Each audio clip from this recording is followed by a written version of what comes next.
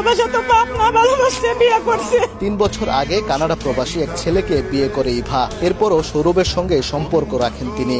দীর্ঘদিনের প্রেমের সম্পর্ক ছিল ওমর ফারুক সৌরভ ও চাচাতো বোন ইসরাত জাহান ইভার। ভালোবেসে গোপনে আবদ্ধ হয়েছিলেন বিয়ের বন্ধনেও। ঢাকায় গিয়েছিলেন ইভা। সৌরভের এক বন্ধুর বাসায় বিয়ের আনুষ্ঠানিকতা সারেন সৌরভ ইভা। ওই দিনই ইভা চলে আসেন ময়মনসিংহে। মেয়ে স্ব ইচ্ছা আসি বিয়ে করছিল। বিয়ে করার পরে মেয়ের বাসায় চলে গেছে। সৌরভ দিয়ে আসছে মেয়ের বান্ধবীর বাসায়। বান্ধবীর বাসা থেকে মেয়ে ময়মনসিংহ চলে আসে। সৌরভের বাসায় চলে যায়। সৌরভের পরিবার মেনে নিলেও মানেননি ইভার পরিবার। ডিভোর্স দিতেও চাপ দেয়া হয় সৌরভকে।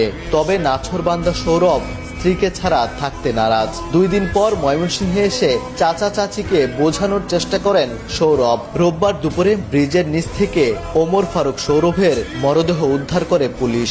ভালোবাসছে বিয়ে করছে একমাত্র এই আপন চাচা আমার ছেলেরে মারছে। যার জন্য ঘটেছে এত কিছু, সেই ইভা 3 বছর আগে কানাডা প্রবাসী এক ছেলেকে বিয়ে করে ইভা। এরপরও সৌরভের সঙ্গে সম্পর্ক রাখেন তিনি। 12 মে গোপনে বিয়েও করেন তারা। তবে পরিবার না মানায় প্রথম স্বামী আব্রাহামের কাছে কানাডায় চলে যান ইভা।